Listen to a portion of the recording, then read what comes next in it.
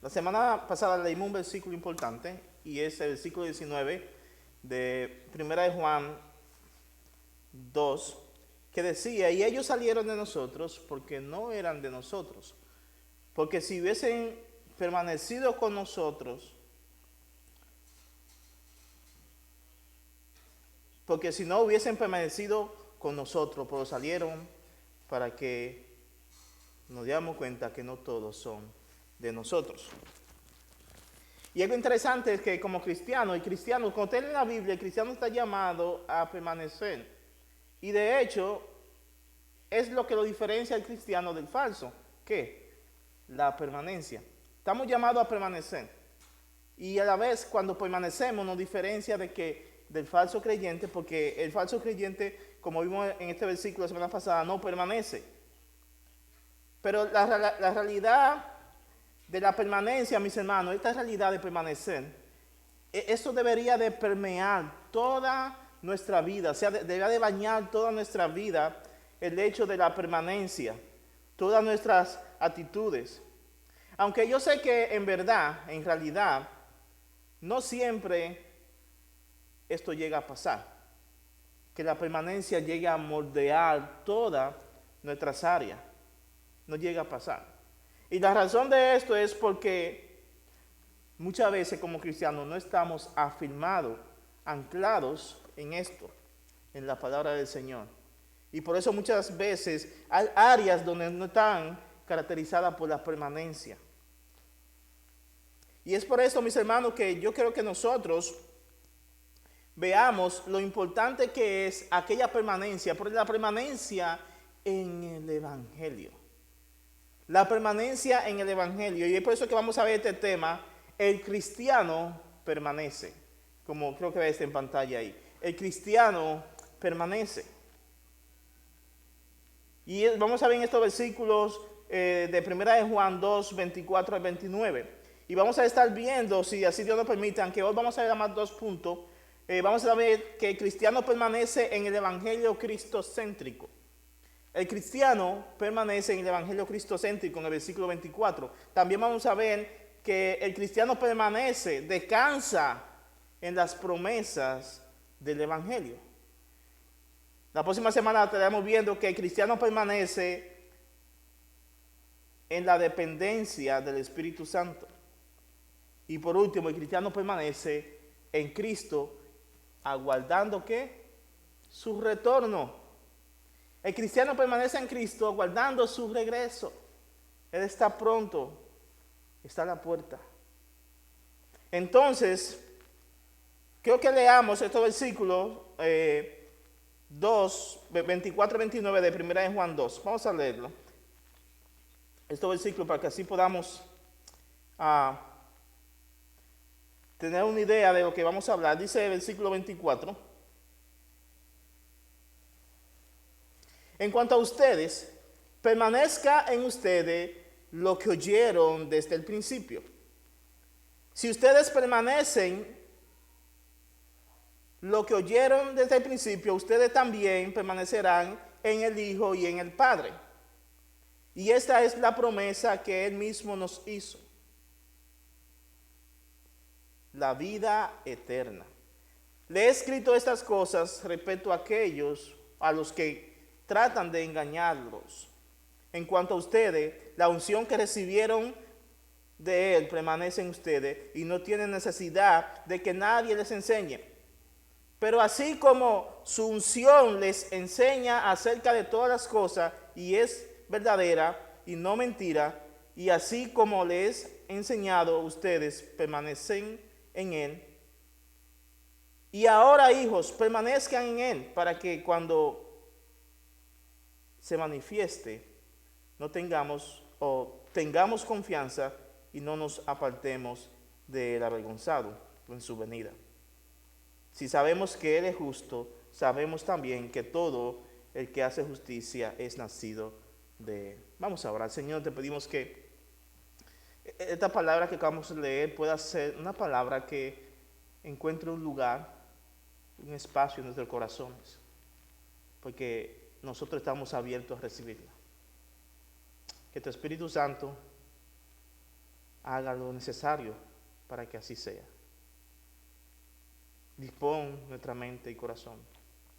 Usa este vaso de barro para tu gloria, para que Él pueda predicar tu palabra con eficiencia, con temor, con reverencia, con fidelidad. Y que tú seas glorificado en todo. En Cristo Jesús. Amén. Y amén. Y quiero que veamos el primer punto de que el cristiano permanece en el evangelio cristocéntrico. Vamos a leer otra vez el versículo 24 y escuche como dice este versículo 24. Dice, en cuanto a ustedes, permanezca en ustedes lo que oyeron desde el principio. Y usted puede notar a simple vista esta frase que dice, en cuanto a ustedes. Con esto Juan hace un cambio de dirección. Esto es obvio, usted lo está viendo ahí. Juan hace un cambio de dirección en cuanto a personajes o en cuanto a quienes se está dirigiendo. Porque anteriormente Juan estaba enfocándose, describiendo al espíritu del anticristo en los versículos 22 al 23. Pero ahora él se dirige a los cristianos, por eso dice, en cuanto a ustedes, ahora los hermanos, los cristianos, usted y yo. Él le dice a estos hermanos, y le ordena, y este es una orden tanto como ruego. Nosotros usamos el diario vivir. Cuando te ordeno algo, por la vez esa orden es un ruego. Gramaticalmente es un mandato, pero la forma en que lo pides que lo haga es como rogar. Entonces lo que dice Juan aquí, les ordeno, le dice que permanezca en los hermanos, que permanezcan en las cosas que ellos habían oído desde el principio. Pero cuando Juan hace este mandato a estos hermanos, también él está haciendo una oración al Padre, como diciendo, Señor, te pido que estos hermanos permanezcan en las cosas que ellos habían oído desde el principio. Y más adelante vamos a ver cuáles fueron aquellas cosas que ellos oyeron desde el principio. Que permanezca en ellos lo que oyeron desde el principio. ¿Desde cuál principio? Bueno, desde el principio, desde el primer día en que ellos comenzaron a caminar en la fe. Desde el día que se convirtieron a cristianos. Que eso que ellos escucharon, que lo transformó a ser cristiano, ahora que eso permanezca en ellos. Y si está mandando que permanezca es porque con el tiempo, cuando uno va caminando en la fe y no va cultivando ese evangelio que creyó, con el tiempo nosotros vamos dejando de permanecer en él, dejando y olvidándonos de ese evangelio. Y eso abre puertas a muchas cosas. Es por esto que Juan dice, hermanos, les ruego, les pido, les ordeno y le oro a Dios que permanezca en ustedes lo que ustedes oyeron desde el principio. Lo que ellos habían escuchado desde el principio era la verdad, eran las enseñanzas del evangelio por boca del Señor Jesucristo y por boca de los apóstoles. Pablo está diciendo, mis hermanos, permanezcan firmes en este evangelio cristocéntrico, en el evangelio puro, permanezcan. Juan está rogando que ellos permanezcan firmes, inamovibles. Esto es la idea de que estén ahí permanecer, la idea de que estén plantados firmes como una estatua en el evangelio, sin moverse, anclado en ese evangelio que les salvó de sus pecados. Este es un llamado a permanecer en la verdad de Cristo, en esa verdad pura, en esa verdad cristocéntrica del evangelio. Y vamos a ver un poquito de eso más adelante. Es indispensable, y cuando hablo indispensable digo que es necesario para los cristianos, mis hermanos, para el creyente, permanecer en la verdad del evangelio. ¿Por qué es necesario que usted y yo permanezcamos en la verdad del evangelio? Porque eso confirmaría, va a autentificar nuestra profesión. ¿Te acuerdas del versículo que leí, el versículo 19 que decía? Salieron de nosotros, porque no eran de nosotros. Ellos con su salida mostraron que no eran. Entonces, el creyente muestra que es cuando permanece en el evangelio. Y yo dije a ustedes la semana pasada que la idea de permanecer en el evangelio, permanecer aquí, no es tanto como ir a la iglesia, estar en actividades de la iglesia, aunque eso es necesario que un cristiano haga. La permanencia habla más de una fidelidad a esto. Habla de una pureza en la palabra de Dios, sin corromperse, sin desviarse, sin abrazar otras cosas que no son correctas. Permanecer firme, porque cuando alguien permanece fiel a este libro, a la palabra del Señor, está mostrando entonces que pertenece a quién? A Cristo. Pertenece y conoce al Señor. Y es por eso que Juan dice que cuando alguien aquí permanece, está mostrando que es un creyente. Pero también permanecer en la palabra de Dios hace otra cosa más. ¿Sabe qué hace que permanezcamos? ¿Sabe lo que hace? Nos prepara, nos equipa. ¿Para qué? Para los tiempos que vendrán. Cuando usted permanece en este libro, en la palabra del Señor, las enseñanzas de Dios, en el evangelio cristocéntrico puro, eso te capacita a ti como creyente para que tú puedas estar listo para enfrentar los tiempos difíciles que vendrán. Pablo trata aquí, tratando de que Timoteo supiera algo acerca de los tiempos que vendrían. Pablo le dijo unas cuantas cosas, bien crítico a Timoteo, de aquellos tiempos. Y que Timoteo debía estar guachado, alerta. Debería de estar ahí, firme en la palabra del Señor, porque para Timoteo van a venir tiempos difíciles. Tiempos que si tú no estás anclado, si tú no estás firme en el Evangelio, Timoteo te van a sacudir. Y Pablo le dice a Timoteo lo siguiente, ahí está en pantalla, es un poquito largo, pues yo quiero que mientras vayamos viéndolo, usted y yo vayamos desglosando un poquito algunas cosas de acá. Dice 2 Timoteo 3, 1 hasta el 10, en la Nueva Traducción Viviente, dice, Timoteo, es bueno que sepas que en los últimos días habrán tiempos muy difíciles. Llanamente, Timoteo, en los últimos días van a venir tiempos muy difíciles. Y comienza a describir aquellos tiempos. Pues la gente solo tendrá amor por sí misma. Timoteo tiene que estar listo. Va a venir un tiempo de las personas van a ser egocéntricas, van a amarse nada más ellos mismos. Tendrán amor por sí mismos y por su dinero. Timoteo, ve tomando ojo. Serán fanfarrones y orgullosos. Se burlarán de Dios. Serán desobedientes a sus padres y malagradecidos. No considerarán nada sagrado. ¿Usted está viendo los tiempos que Pablo dijo hace 2000 años a Timoteo? Esos tiempos que Pablo está diciendo no son muy diferentes a esto. Estos últimos tiempos son esto también. Y aquí está describiendo el corazón, la actitud de una persona, del hombre, de la sociedad en sí. Dice, no amarán ni perdonarán.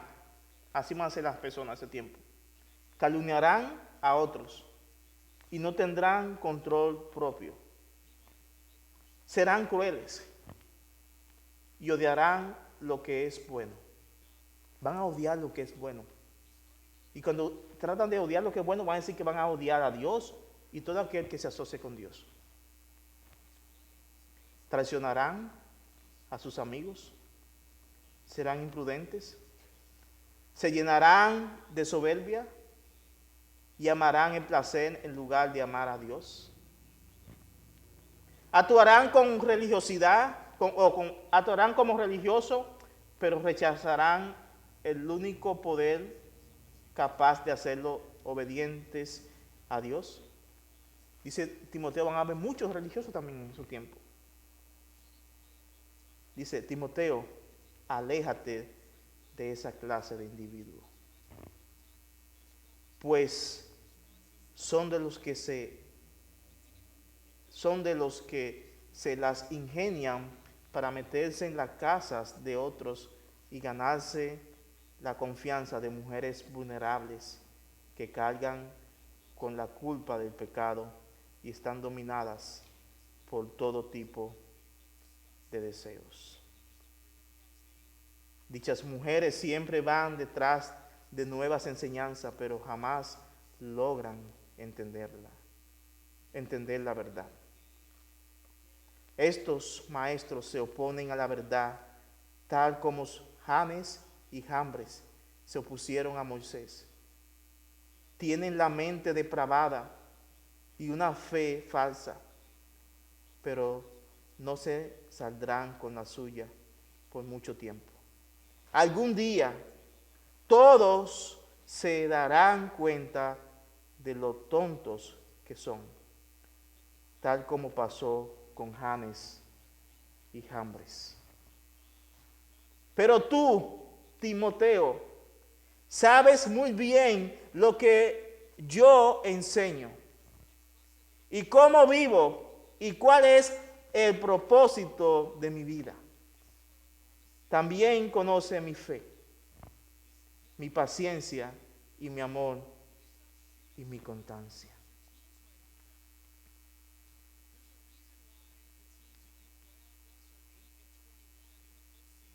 Esto es como para darle grima a uno, ¿no? Pero es la realidad. Son los tiempos que vivimos y que van a ir de mal en peor. Así va a ser un hombre y está siendo hoy en día. Es por eso que Pablo llama aquí, o Juan llama aquí, a que permanezcan en el evangelio cristocéntrico. Porque solamente este evangelio, nos podrá liberar a nosotros o mantener a salvo, preparado de estas actitudes, de este comportamiento del hombre. Y cómo lidiar con esto que se vendrá y que está entre nosotros. La permanencia en el evangelio fiel será nuestra salvación.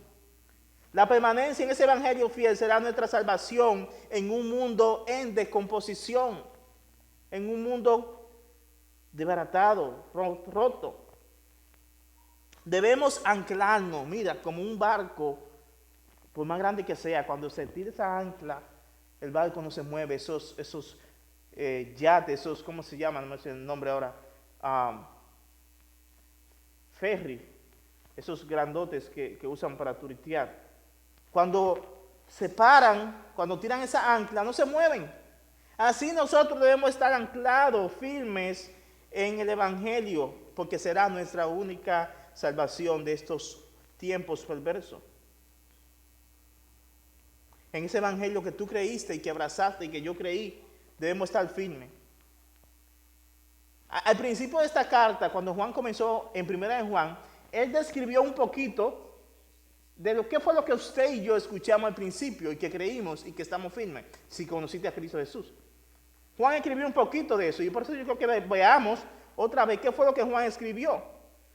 Si usted tiene su Biblia ahí, vamos a ver, no lo puse en pantalla, pero usted abra su Biblia y regrese un poquito atrás a primera de Juan, capítulo 1, y los versículos 1 al 5.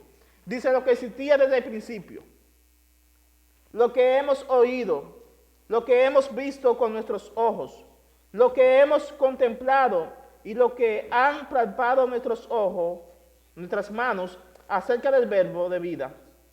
Pues la vida fue manifestada y nosotros la hemos visto.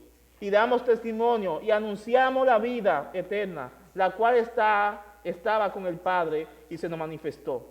Lo que hemos visto y oído, os proclamamos también a vosotros, para que también vosotros tengáis comunión con nosotros, y en verdad nuestra comunión es con el Padre y con su Hijo Jesucristo. Os escribimos estas cosas para que nuestro gozo sea completo. Y este es el mensaje que hemos oído de Él y que os anunciamos. Dios es luz y en Él no hay tinieblas alguna. Aquí Juan habló en pincelada algunas cosas de lo que es aquel evangelio que tú y yo creímos. El verbo de vida, Cristo Jesús, es ese evangelio cristocéntrico. Todo lo que Cristo dijo, todo lo que Cristo enseñó, es el evangelio en que tú y yo debemos de permanecer y estar firmes, anclados. Anclados. Miren como dice la parte B del versículo 24, dice que permanezcan en lo que oyeron desde el principio, Si ustedes permanecen, aquí está el resultado. Si ustedes permanecen en lo que oyeron desde el principio, ustedes también permanecerán en el Hijo y en el Padre. Juan aquí nos está diciendo que permanecer en esta verdad, nosotros estaríamos evidenciando que estamos unidos, firmes y permaneciendo en el Hijo y en el Padre. Permanecer en el Evangelio es una evidencia de que tú eres cristiano. Permanecer en el Evangelio es una evidencia de eso. Mira, nosotros podríamos decir, tú podrías decir, yo podría decir, con mucho fervor, hasta con lágrimas en los ojos, con pasión, yo podría decir que yo amo a Dios o que tú amas a Dios. Y tú puedes decir, yo estoy unido al Hijo, yo estoy unido al Padre. Pero si tú no estás permaneciendo, si tú no estás firme, anclado en la verdad del Evangelio, tú no estás en el Hijo y el Padre. Esto lo dice Juan, no lo digo yo. Yo puedo decir muchas cosas con mi boca acerca de Dios, acerca del Padre, acerca del Hijo. Pero si lo que yo digo no es lo que yo vivo y creo, entonces no estoy siendo congruente. La permanencia en el Evangelio es lo que hace la diferencia de que yo soy unido al Padre. Y esto es interesante porque lo que Juan está diciendo es, los gnósticos, yo hablé de eso al principio, estaban ahí dentro de la iglesia a la que Juan describe. Ellos decían ser cristianos, pero ahí dentro, ¿qué hacían ellos? Tenían prácticas que no evidenciaban que eran hijos de Dios. Negaban a Cristo con sus hechos y con sus palabras y con sus acciones. Entonces ellos estaban diciendo una cosa con la boca y estaban también manifestando lo opuesto a eso. El cristiano verdadero se caracteriza por amar al Hijo y al Padre, mostrándolo con su permanencia en el Evangelio que recibió, ese Evangelio que entendió, ese Evangelio que tú creíste, que yo creí, que abrazamos. Y esas verdades son su más preciado tesoro. Las verdades del Evangelio son nuestro más preciado tesoro. Oh, mis hermanos, si nosotros tan siquiera, si nosotros pudiéramos, mis hermanos, apreciar de verdad el Evangelio. Si tal vez tú no conoces el Evangelio como es, pero si tú desearías descubrirlo más. Si nosotros viéramos las verdades del Evangelio y la permanencia en él, ese Evangelio que es nuestro sostén, ese Evangelio que es nuestro pronto auxilio, ese Evangelio que nos da fuerza en las debilidades. El Evangelio son aquellas preciosas cosas, aquellas verdades del Evangelio son tu fuerza. El Evangelio son tu plenitud. El Evangelio es tu pasión. El Evangelio es tu amor. El Evangelio es tu seguridad. Son esas verdades del Evangelio tu santidad. El Evangelio es nuestra santidad.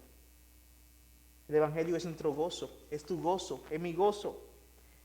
El Evangelio es nuestra tranquilidad. El Evangelio es nuestra paciencia. El Evangelio es nuestra herencia que tenemos en Cristo. Permanecer en esa verdad del Evangelio sin movernos es nuestro más preciado tesoro. Hay que amar el Evangelio. El Evangelio no es simplemente cuando nosotros creemos en Cristo. El Evangelio es como una joya que tiene muchos niveles, capas de hermosura. Y que el día que tú conociste a Cristo simplemente estás viendo la capa superior. Pero hay más capas de hermosura, de belleza en el Evangelio. Y tu trabajo es ir descubriendo esas bellezas del Evangelio, que van a ser tu ancla, van a ser tu sostén. Un cristiano no solo permanece en la verdad del Evangelio, sino que también permanece, el último punto, permanece y descansa en las promesas del Evangelio. Hay que descansar en esas promesas. El Evangelio nos da seguridad, pero también nos da esperanza, porque hay promesas para ti y para mí en el Evangelio. Vamos a ver versículos 25 y 26. Dice versículos 25 y 26. Le he escrito estas cosas, bueno, el 25. Y esta es la promesa que Él mismo nos hizo. ¿Cuál? La vida eterna. Hay una promesa en el Evangelio, y es que hay una promesa de vida eterna. El Evangelio, quien es y que se trata de una persona, y todo lo que emana de esa persona, eso es el Evangelio. El Evangelio es y se trata de una persona y todo lo que sale de esa persona. En pocas palabras, el Evangelio es Cristo. Eso es el Evangelio. Cristo. Todo lo que dijo, todo lo que enseñó, todo lo que dijo, todo lo que vivió, incluso hasta lo que no dijo, todo eso es Cristo. Eso es el Evangelio, es una persona. Es Jesús. Todo lo que escribieron los apóstoles, los profetas, todo lo que está en la Biblia apunta hacia una persona. Cristo. Él es la joya preciosa y tesoro que tú creíste y que tienes que ir descubriendo cada día. Él es el Evangelio, en el cual nosotros debemos estar firmes, arraigados, abrazados. Es Cristo. Ese Cristo que es el Evangelio nos hizo una promesa de la vida eterna al creer y al abrazar ese Evangelio. Cuando tú creíste en Jesús, hay una promesa de vida eterna. Y esta es la promesa de la vida eterna que nosotros tenemos en el Evangelio. Y en esa promesa debemos de descansar, en la promesa que hizo Jesús. Seríamos miserables, como dice Pablo, si nosotros simplemente pensáramos que somos salvos para vivir y morir y estar aquí ya. Eso como que no motiva nada. Pero el Evangelio da la promesa de una vida eterna, gloriosa en los cielos con la persona más hermosa y preciada del universo, con Cristo Jesús, de quien aprenderemos tantas cosas, viviremos tantas cosas con Él. Son cosas que el mundo hoy rechaza y que el mundo no hace caso, pero ay, cuando llegue aquel día van a arrepentirse de tanto rechazo a Cristo, porque se van a dar cuenta de que Jesús era todo lo que el hombre necesita. Es todo lo que el hombre necesita. La vida eterna es lo que nosotros como cristianos nos espera al final de esta carrera. Cuando tú llegues al límite, cuando yo llegue al final de mi carrera en esta vida, si conoces a Dios, ¿sabes cuál es tu fin? Lo que sigue después de ahí. No es reencarnación. No es bajo 7 pies. No, eso no es.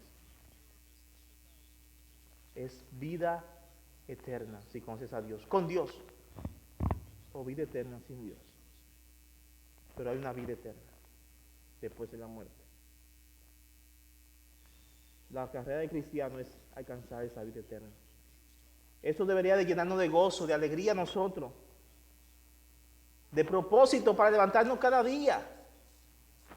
¿Cuál? Que tengo una esperanza de vida eterna. Eso debería llenarme todos los días de levantarme. Yo quiero vivir para Dios. Yo quiero vivir para ti hoy. Hoy otra vez, porque me espera aquel momento precioso en que voy a consumar mi salvación. ¿Cuándo? Cuando entres a la vida eterna. Cuando entremos ahí con Cristo por siempre, estar con Él. Miren cómo dice Juan 6:40. Dice, por la voluntad de mi Padre, Jesús hablando, es que todos los que vean a su Hijo. Esta palabra ver aquí es ver con fe, no es mirar simplemente, no. Porque ¿cuánta gente miraron a Jesús en aquel tiempo? Muchísimas personas. Entonces no está diciendo que tú veas a Jesús y ya pues lo haces salvo, no. Dice, sino que vea con fe, creyendo en Él. y crea, ahí está la palabra, y crea en Él, tenga vida eterna. Dice, y yo le resucitaré en el día final. Aquí hay otra joya, otra perla preciosa del Evangelio, es que vas a tener vida eterna. Y Cristo dice que te va a resucitar si moriste. Ya sea que tú moriste o si mueres, cuando Él venga te va a resucitar. Y si nos encuentra vivo, nos va a transformar, nos va a llevar. Miren cómo dice también, aquí mismo en 1 Juan 1:2, dice, y la vida se manifestó, nosotros la hemos visto y damos testimonio y les anunciamos a ustedes la vida eterna que estaba con el Padre y se manifiesta a nosotros. Esa vida eterna es una persona que es Cristo. Cristo es la vida eterna y solamente la vida eterna puede prometer vida eterna porque es eterna. Cristo hizo esa promesa. El versículo 26 nos dice aquí mismo, para ir terminando, dice, les he escrito estas cosas respecto a lo que están tratando de engañarlos. Aquí Juan, a veces cuando Juan escribe, a veces Juan como que sube y baja. Habla de una cosa aquí, lo dejó por un momento, pero después más adelante como que lo introduce otra vez. Pero aquí Juan comienza a dar una descripción de cuál es el plan malévolo de los falsos profetas y maestros que estaban en la iglesia. ¿Cuál era? Engañar a los cristianos. Pero Juan le dice a los hermanos aquí, yo les escribo a ustedes porque hay gente que tratan, o de estoy advirtiendo, y hay gente que trata de engañarle a ustedes, para que ustedes estén preparados y estén listos. Otra vez, la verdad del Evangelio, mis hermanos, esa verdad que nosotros creímos, esa verdad que son nuestro todo, nos libran del engaño de los falsos. Cuando tú conoces la Biblia, cuando tú conoces el Evangelio que creíste, automáticamente tú también conoces a Dios. Y cuando tú escuches y veas y te digan y te aconsejen y te den cualquier cosa que no sea conforme a eso que tú creíste, que viste y que Dios dice en su palabra, tú sabes que te están tratando de engañar. Entonces el Evangelio nos protege del engaño. El Evangelio nos libra del engaño. El Evangelio guarda al creyente de caer. Aparte de que también el Espíritu Santo, como vamos a ver más adelante, nos enseña para que seamos liberados. Juan le dice a los creyentes que le escribe esta carta, le advierte que acerca de aquellas personas que están entre ellos, que están tratando de que ellos se desvíen. Pero ellos no tienen ningún éxito en eso. ¿Por qué no tienen éxito?